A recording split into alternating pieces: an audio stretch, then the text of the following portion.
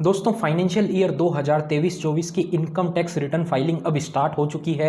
Income tax portal पर जाकर आप अपनी इनकम टैक्स रिटर्न फाइल कर सकते हैं अगर आपको फाइल करनी है। देखिए स्टार्ट तो अप्रैल में हो गई है, लेकिन जनरली सजेस्ट किया जाता है इनकम टैक्स रिटर्न को जो है वो 15 मई के बाद में फाइल करें या फिर जून या फिर जुलाई में फाइल करें। ऐसा क्यों कहा जाता है? क्योंकि जो लास्ट मंथ होता है या फिर लास्ट क्वार्टर होता है, जनवरी फरवरी मार्च, उसके अंदर अगर आपका कोई टीडीएस कट गया है तो वो जो टीडीएस है गवर्नमेंट ऑफ इंडिया के पास में, जो आपकी कंपनी है जिसने टीडीएस काटा है या बैंक ने जो टीडीएस काटा है वो गवर्नमेंट के पास में जमा कराती है। उसकी लास्ट तारीख ही उनके पास 30 अप्रैल तक की होती है। तो अभी आप आईटीआर फाइल करेंगे तो आपका वो टीडीएस रिफ्लेक्ट नहीं करेगा, तो इसलिए सजेस्ट किया जाता है आप लेट फाइल करें। लेकिन अगर आपका लास्ट क्वार्टर में कोई टीडीएस है ही नहीं, जैसे कि कोई किसी का बिजनेस था उसका टीडीएस कभी कट गया स्टार्टिंग में ही, जैसे कि फाइनेंशियल स्टार्ट हुआ अप्रैल मई जून जुलाई अगस्त सितंबर दिसंबर तक, अगर आपका कोई टीडीएस कट गया तो वो टीडीएस आपका ऑटोमेटिकली अभी के टाइम पे रिफ्लेक्ट कर रहा होगा।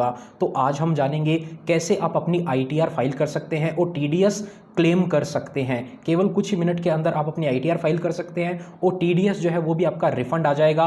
3 से 4 दिनों के अंदर जनरली आ जाता है, लेकिन अगर आप कुछ गलत वलत कर देते हैं या फिर उसमें प्रोसेसिंग में टाइम लग जाता है तो काफ़ी टाइम भी लग जाता है, लेकिन जनरली 3-4 दिन के अंदर काफ़ी लोगों का टीडीएस आ जाता है। अभी के टाइम पे इनकम टैक्स पोर्टल पर आईटीआर 1, 2 और 4 जो लाइव हो चुकी है आप फाइल कर सकते हैं। तो हम फाइल करेंगे आईटीआर 4। अगर हमारा बिजनेस है, एक पर्सन है, उनका जो टीडीएस है वो कट गया था, वो टीडीएस जो है अपन रिफंड क्लेम करेंगे। ये जो टीडीएस है काफ़ी पहले का था और पूरे साल में केवल एक ही ट्रांजैक्शन थी वो टीडीएस के रिलेटेड। तो अभी अपन अपनी आईटीआर फाइल कर सकते हैं, अपन को वेट करने की ज़रूरत नहीं है मई जून या फिर जुलाई की। जैसा कि आपको बताया, अगर आपका कहीं से भी टीडीएस कटा है और वो जो टीडीएस है लास्ट क्वार्टर का है, जनवरी फरवरी या फिर मार्च 2024 में टीडीएस कटा है, तो उसको रिफ्लेक्ट होने में टाइम लगेगा। लेकिन अभी अपन फाइल करना सीख लेते हैं। तो अगर आपको हमारे थ्रू अपनी आईटीआर फाइल करवानी है तो डिस्क्रिप्शन में लिंक मिल जाएगा, वहां पर क्लिक करके आप हमारी सर्विस बुक कर सकते हैं या फिर आप खुद से भी अपनी आईटीआर फाइल कर सकते हैं। ये देखकर इस वीडियो में हम केवल रिफंड क्लेम करने का प्रोसेस जानेंगे, बाकी अपन जल्दी जल्दी फास्ट फॉरवर्ड कर देंगे। देखिए आप डिस्क्रिप्शन में जाएंगे तो आप लिंक पे क्लिक करेंगे, कुछ इस प्रकार का पेज आएगा। अगर आपको पता है कौन सी आईटीआर आपके लिए एप्लीकेबल होती है 1, 2, 3, 4, तो आप यहां से वो वाला ऑप्शन सेलेक्ट करके पेमेंट कर सकते हैं। आपको पेमेंट करने के बाद में हमारा व्हाट्सअप नंबर मिल जाएगा, वहां पे आपको हमारी टीम ऑटोमेटिक कांटेक्ट करेगी। अगर आपको नहीं पता कौन सा फॉर्म एप्लीकेबल होता है तो आप यहां पर चेकआउट कर सकते हैं। आईटीआर 1, 4, 2, 3 किसके लिए होता है? 3 अभी स्टार्ट नहीं हुआ है, 1, 2 और 4 स्टार्ट हो चुका है। तो अगर आपको इनमें से कोई आईटीआर फाइल करवानी हो तो आप कॉन्टैक्ट कर सकते हैं। इस नंबर से आपको मैसेज आ जाएगा जैसे ही आप पेमेंट करते हैं, और ये नंबर आपको पेमेंट करने के बाद में पूरा ऑटोमेटिक दिख जाएगा। अगर आपको नहीं पता कौन सी आईटीआर आपके लिए है तो 99 रुपीज़ आप ये वाला ऑप्शन सेलेक्ट करके अपना पेमेंट कर सकते हैं, जिससे कि आपको हमारी टीम कॉन्टैक्ट करेगी और आपके साथ डिस्कशन करके कौन सा फॉर्म आपके लिए एप्लीकेबल होता है वो बता दिया जाएगा। तो चलिए अपन जान लेते हैं कैसे आप आईटीआर फाइल कर सकते हैं। लॉगिन पे यहाँ पे आपको अपना पैन कार्ड नंबर डालना है, तो अपन जल्दी से पैन कार्ड और पासवर्ड डाल के लॉगिन कर लेते हैं।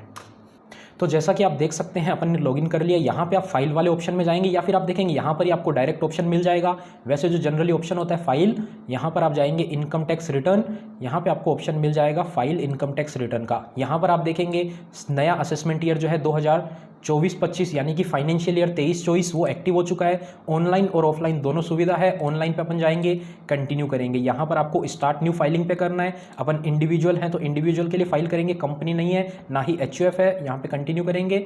अब देख सकते हैं 1, 2 और 4 यहाँ पर फॉर्म लाइव हो चुका है। 3 भी कुछ ही दिनों में एक्टिव हो जाएगा। यहाँ पर अपन को आईटीआर 4 फाइल करनी है, तो अपन 4 पे क्लिक करके प्रोसीड करेंगे। जिसका बिजनेस इनकम होता है और सैलरी इनकम होता है उसके लिए आईटीआर 4 एप्लीकेबल होती है। जिसका बिजनेस नहीं है, केवल सैलरी है, तो वो आईटीआर 1 में जा सकता है। अगर आपको नील आईटीआर भी फाइल करनी है तो आप आईटीआर 1 में जाके फाइल कर सकते हैं। कुछ भी अमाउंट आप सैलरी के अंदर दिखा सकते हैं। अगर आपकी कंपनी आपको ऐसे ही कोई छोटा मोटा अमाउंट 15-20 हज़ार रुपये पे कर देती है, कोई टीडीएस वगैरह नहीं है, तो आप आईटीआर 1 फाइल कर सकते हैं। आपको ऑप्शन बता देंगे, आगे क्या है सेम ही होने वाला है। लेट्स गेट स्टार्टेड पे क्लिक करना है। कुछ डॉक्यूमेंट है जो आपके पास तैयार होने चाहिए, अगर नहीं भी है तो अपन इसको कंटिन्यू कर सकते हैं। ये देखिए यहाँ पर आपको ऑप्शन आ जाएगा किस लिए आप आईटीआर फाइल कर रहे हैं, तो अपन अदर वाला ऑप्शन सेलेक्ट कर देंगे। अगर आपकी इनकम बेसिक एग्जेम्पशन लिमिट से ज़्यादा यानी कि 2.5 लाख रुपए से ज़्यादा है तो आपको ये फर्स्ट ऑप्शन सेलेक्ट करना है। इसको हटाने के बाद आप देखेंगे यहाँ पर वैलिडेट रिटर्न वाला ऑप्शन है। पर्सनल इन्फॉर्मेशन जाना है आपको, यहाँ पर सारी इन्फॉर्मेशन चेक कर लेनी है। कुछ एडिशनल यहाँ पे डालने की जरूरत नहीं है, बस ये आपको इन्फॉर्मेशन दिखाई जाएगी। पर्सनल रीजन की वजह से इसको थोड़ा ब्लर कर देते हैं। इसके बाद में नेचर ऑफ एम्प्लॉयमेंट का ऑप्शन आएगा, अगर आपका कोई भी एप्लीकेबल है तो वो सेलेक्ट कर सकते हैं, सेंट्रल गवर्नमेंट, स्टेट गवर्नमेंट, नहीं तो लास्ट में आपको नॉट एप्लीकेबल या फिर अदर्स वाला ऑप्शन सेलेक्ट कर देना है। अपन अदर्स वाला ऑप्शन सेलेक्ट कर लेते हैं। इसमें आप नीचे आएंगे तो ये आपको कुछ भी नहीं चेंज करना है। 139(1) के अंदर अपनी ITR फाइल हो रही है, यानी कि ड्यू डेट से पहले। उसके बाद में आप जाएंगे यहाँ पर whether this is filed by representative assessee, तो यहाँ पर आप कुछ भी ऑप्शन सेलेक्ट कर सकते हैं, अपन नो कर देते हैं। और यहाँ पे नीचे आएंगे तो आपको बैंक डिटेल का ऑप्शन मिल जाएगा। यहाँ पे आपको अपने सभी बैंक की डिटेल डाल देनी है। ऐड अनदर करेंगे, यहाँ पर आपको ऑप्शन आ जाएगा सेविंग अकाउंट है, जो भी है आपको डालना है, अकाउंट नंबर डालना है और यहाँ पे वो ऐड हो जाएगा। जितने बैंक अकाउंट है सबकी डिटेल आपको यहाँ पे दे देनी है और एटलीस्ट एक बैंक अकाउंट को आपको क्या है वैलिडेट कर लेना है, जिससे क्या है कि आपके बैंक अकाउंट में रिफंड आ जाए। कंटिन्यू पे अपन क्लिक कर देंगे। ये पर्सनल इन्फॉर्मेशन आप देखेंगे कंफर्म हो गया। इसके बाद में ग्रोस टोटल इनकम, यहाँ पे अपने को इनकम की डिटेल डालनी है। तो देखिए अपने लिए कुछ भी एप्लीकेबल नहीं है, स्किप द क्वेश्चन करेंगे, आगे बढ़ जाएंगे। यहाँ पर देखिए अपने को क्या डालना है, सैलरी की इनकम डालनी है। अब जैसा कि आपको बताया नील ITR आप फाइल करना चाहते हैं, आपको लोन के लिए ITR वगैरह चाहिए, तो यहाँ पे आप डायरेक्ट सैलरी अमाउंट भी डाल सकते हैं, कुछ भी अमाउंट डाल सकते हैं कि आपके ऊपर टैक्स लाइबिलिटी ना आए। 5 लाख के अंदर आप डाल सकते हैं। नए टैक्स रिजाइम में तो आप 7 लाख भी डाल सकते हैं। अपनी सैलरी इनकम नहीं है तो अपन इसको कुछ नहीं करेंगे, आप इसको एडिट करके फिगर डाल सकते हैं। हाउस प्रॉपर्टी से भी अपना कोई इनकम नहीं है, अपनी इनकम है बिजनेस एंड प्रोफेशन से, तो यहाँ पर अपन जाएंगे। उसके बाद में यहाँ देखेंगे आपको income from business and profession की डिटेल डालनी है। अब देखिए बिजनेस अलग है, प्रोफेशन अलग है। बिजनेस मतलब आप कहीं पे गुड्स सेल कर रहे हैं, जहाँ पे आपको प्रिजम्पटिव बेसिस पे 44 AD के अंदर 6% या फिर 8% इनकम दिखानी होती है अपने टर्नओवर की, तो यहाँ पर आपको पूरा टर्नओवर डालना है। उसके बाद में आपको इनकम डाल देनी है प्रिजम्पटिव बेसिस पे, उसके 6 या 8% मिनिमम, से ज़्यादा दिखाना चाहें आप दिखा सकते हैं। उसके अलावा जो प्रोफेशन होता है, प्रोफेशनल सर्विसेज, इसके अंदर आप देखेंगे काफ़ी सारे software development, IT services, BPO service, ये जो भी ऑप्शन है, लीगल प्रोफेशन, जो भी आप इसमें से सेलेक्ट करना चाहें वो ऑप्शन आपके लिए एप्लीकेबल है, वो सेलेक्ट करेंगे। और यहाँ पर आपको ग्रोस रिसिप्ट्स का 50% अपनी इनकम दिखानी होती है, यानी कि पूरे साल में आपने लेट्स से 10 लाख रुपए रिसिप्ट करी तो 10 लाख में आपका प्रॉफिट कम से कम 5 लाख आपको दिखाना पड़ेगा। अदरवाइज अपने पूरे अकाउंट्स बना सकते हैं। तो अपन इसी बेसिस पे चलते हैं। अपन यहाँ पे क्या करते हैं, 4 लाख रुपए ग्रोस रिसिप्ट दिखा देते हैं और 2 लाख रुपए अपना प्रॉफिट दिखा देते हैं। अपना बिजनेस यहाँ पे प्रोफेशन में डाल देते हैं और इसी के अंदर अपना जो एक है TDS कटा हुआ है तो अपन उसको भी रिफंड क्लेम कर लेंगे। तो यहाँ पर अपन जल्दी से बिजनेस का नाम, जो अकाउंट होल्डर का नाम है उसका नाम ही डाल देते हैं। उसके बाद में यहाँ पर अपने को बिजनेस कोड में अपन कुछ भी डाल सकते हैं, अदर सॉफ्टवेयर कंसल्टेंसी डाल देते हैं, ऐड कर देंगे। ये अपना बिजनेस ऐड हो गया। उसके बाद में देखेंगे यहाँ पर अपने को रिसिप्ट दिखानी है कितना अमाउंट है, तो अपन बैंक के मोड से क्या करते हैं 1 लाख दिखा देते हैं और कैश के मोड में अपन 3 लाख दिखा देते हैं। तो 4 लाख अपनी ग्रोस रिसिप्ट आ गई। अब देखिए इसके अलावा आपको प्रिजम्पटिव इनकम यानी कि मिनिमम 4 लाख का 50% दिखाना पड़ेगा। अपन 180 डालेंगे तो ये एक्सेप्ट नहीं करेगा, देखिए आपको एरर आ जाएगा। ये देखिए एरर आ गया। और वहीं अगर आप यहाँ पे 220 डालेंगे तो ये एक्सेप्ट कर लेगा। देखिए एक्सेप्ट कर लिया तो अपन 220 डाल के अपनी ITR फाइल कर देते हैं। अब देखिए इसके बाद में ये आ गया ग्रोस सैलरी, अपन ने सैलरी में कुछ नहीं डाला, हाउस प्रॉपर्टी में कुछ नहीं डाला, बिजनेस एंड प्रोफेशन में अपन ने 2,20,000 की इनकम दिखा दी। अदर सोर्सेज में आप ऐड करेंगे, सेविंग अकाउंट का आपका इंटरेस्ट होगा तो आपको वो ऐड कर देना। यहाँ पर अपन क्या करते हैं 2,000 रुपये डाल देते हैं। एग्जैक्ट फिगर आपको डालना है, यहाँ पर गलत ना डालें, कम ना डालें, ज़्यादा डाल सकते हैं, कोई दिक्कत नहीं होगी। उसके अलावा अगर आपकी कोई इनकम है तो आप डाल सकते हैं, वरना अपन इसको कंटिन्यू कर देते हैं। आपको क्या करना है, फॉर्म 26 AS में अपनी डिटेल चेक कर लेनी है, वहीं से आपको TDS की डिटेल लानी है। ये देखिए ग्रोस टोटल इनकम का ऑप्शन भी कंप्लीट हो गया, 2,22,000 अपनी इनकम हो गई। एग्जेम्प्ट इनकम है अगर आपकी तो वो आप यहाँ पर दिखा सकते हैं। ये देखिए इस केस में अगर आप 44 ADA में दिखा रहे हैं तो आपको ये कुछ डिटेल डालनी कंपलसरी है। ये देखिए यहाँ पे जहाँ जहाँ स्टार लगा हुआ है वो आपको कंपलसरी है। जैसे कि आपके क्रेडिटर कितने हैं, तो क्रेडिटर हैं तो आप डाल सकते हैं, नहीं है तो आप यहाँ पे खाली भी छोड़ सकते हैं 0 लिखकर। उसके अलावा इन्वेंट्री आपके पास कितनी है, तो इन्वेंट्री भी अपन डाल देते हैं 12,000 है इन्वेंट्री तो ही डालिएगा, नहीं है इन्वेंट्री तो अपन इसको भी 0 कर देते हैं। इसके बाद में डेटर की डिटेल है, डेटर है कोई तो यहाँ पर आप डाल सकते हैं जो भी अमाउंट है। कैश इन हैंड आपके पास कैश कितना है उतना कैश आपको डाल देना है। और बाकी कुछ स्टार नहीं लगा हुआ तो और कुछ भी कंपलसरी नहीं है, बाकी आप डालना चाहें तो डाल सकते हैं, ऐड कर देंगे और ये डिटेल आप देख लेंगे। जरूरी नहीं है एसेट और लाइबिलिटी यहाँ पर बराबर आए, ये एक ड्राफ्ट है तो जरूरी नहीं होता यहाँ पे सारी इन्फॉर्मेशन सही होना। कंफर्म करेंगे। उसके बाद में आप देखेंगे डिस्क्लोजर एंड एग्जेम्प्ट इनकम वाला ऑप्शन कंफर्म हो चुका है। अब अपन को टोटल डिडक्शन डालनी है, कोई डिडक्शन है तो डालिए, नहीं है तो अपन नो करके कंटिन्यू कर देते हैं। डिडक्शन अपन लेंगे भी तो क्या फ़ायदा है, अपनी इनकम ऑलरेडी 2,20,000 है जिस पे कोई टैक्स लगना है नहीं, इसको अपन कंटिन्यू कर देंगे। इसके बाद में आप देखेंगे टैक्स पेड में ऑटोमेटिकली 3,000 आ गया।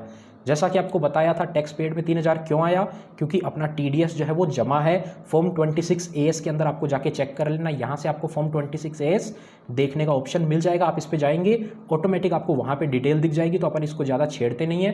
ये देखिए अदर देन सैलरी का है, यहाँ पे आप शो डिटेल पे क्लिक करेंगे तो ये ऑटोमेटिक बता रहा है किस केस में आपका TDS आया हुआ है। सामने वाले का 10 नंबर भी आपको यहाँ पे देखने को मिल जाएगा। 30,000 रुपये के पेमेंट पे 10% 3,000 TDS काटा हुआ है, तो अपन इसको कंफर्म कर देते हैं। और यहाँ पर देखेंगे ये ऑप्शन भी पूरा हो गया।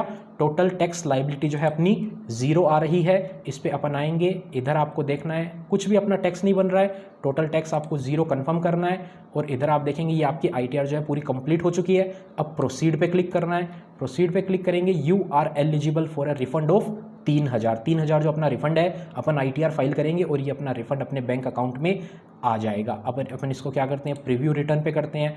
यहाँ पर आप देखेंगे ये आएगा आपके सामने नाम, यहाँ पे आपको टिक करना है, कुछ भी नहीं डालना, इनमें आपको कुछ डालने की जरूरत नहीं है। प्रोसीड टू प्रीव्यू करना है और ये आप देखेंगे आपकी प्रीव्यू में ITR की रिटर्न आ जाएगी। यहाँ से आपको बस सबमिट करना है और आपकी इनकम टैक्स रिटर्न जो है वो फाइल हो जाएगी। प्रोसीड टू वैलिडेशन पे क्लिक करेंगे, यहाँ पर आप देखेंगे क्या एरर आ गया, एक कंट्री का एरर आ गया जो आपके बेसिक डिटेल में यहाँ पर अपन ने कंट्री नहीं डाली थी, तो यहाँ पर आपको इंडिया डालना है। यहाँ पर आपको अपना स्टेट सेलेक्ट कर लेना है, जो भी आपका एप्लीकेबल होता है तो अपन डिटेल डाल देते हैं। ये देखिए अपन ने डिटेल डाल के इसको वेरीफाई कर दिया। ये वेरीफाई करने के बाद में आपको केवल कंटिन्यू करना है। कोई भी एरर आता है लास्ट स्टेप में तो वहाँ पे आपको बता दिया जाएगा क्या एरर है। वहाँ पे जैसे ही क्लिक करेंगे आपको उसी स्टेप पे ले जाके वो छोड़ देगा, वहाँ से ऑटोमेटिक आपको पता चल जाएगा क्या एरर आ रहा था। अब देखिए अब की बार अपन प्रोसीड टू प्रीव्यू करेंगे तो कोई भी एरर नहीं आना चाहिए, आ जाता है तो अपन उसको फिर से एक बार देख लेंगे। तो चलिए अब अपन इसको प्रोसीड टू वैलिडेट करते हैं और देख सकते हैं आप वैलिडेशन सक्सेसफुल हो गया।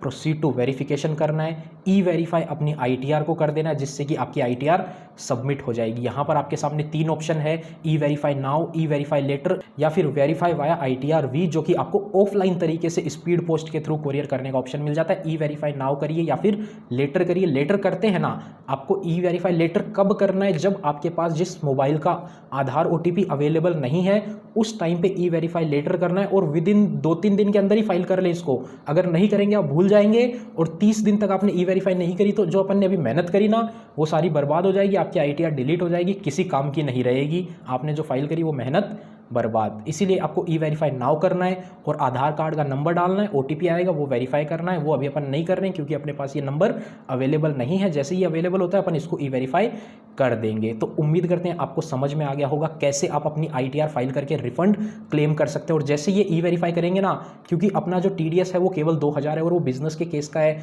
वो ऑटोमेटिक वहाँ पे रिफ्लेक्ट कर रहा है। अपन ने कुछ भी इसमें चेंज नहीं किया, अपन ने TDS में कुछ ज़्यादा चेंज नहीं करा। जो TDS जिस सेक्शन में दिख रहा था अपन ने उसी में पड़े रहने दिया, तो अपने कोई भी ज़्यादा दिक्कत नहीं होगी और अपना पेमेंट जो है वो रिफंड 2 से 3 दिन के अंदर बैंक अकाउंट में आ जाएगा। इस वीडियो में इतना ही। उम्मीद करते हैं आपको वीडियो पसंद आई होगी। अगर आपको हमारी सर्विस चाहिए तो वीडियो के डिस्क्रिप्शन में और कमेंट में आपको लिंक मिल जाएगा, जहां पे आपके सामने इस प्रकार का पेज ओपन होएगा। आप देख सकते हैं ITR 1, 4, 2, 3 जो भी आपको फाइल करवानी है आप फाइल करवा सकते हैं। अगर आपको नहीं पता कौन सी ITR आपके लिए एप्लीकेबल होती है तो बुकिंग अमाउंट आप ये देख सकते हैं, ये वाला ऑप्शन आप सेलेक्ट करेंगे, हमारी टीम आपसे कॉन्टैक्ट। यहाँ पे आपको अपना ईमेल ID और अपना फ़ोन नंबर डालना है। फ़ोन नंबर वही डालें जो व्हाट्सएप पे अवेलेबल है, ताकि आपसे कम्युनिकेशन करने में कोई भी दिक्कत ना आए। उसके बाद में आप पेमेंट कर दीजिए कार्ड से, UPI जिससे भी आप पेमेंट करना चाहते हैं, फिर हमारी टीम आपको कॉन्टैक्ट कर लेगी। इस वीडियो में इतना ही। मिलते हैं आपसे फिर किसी नए और इंटरेस्टिंग वीडियो में, तब तक के लिए अपना ख्याल रखिएगा।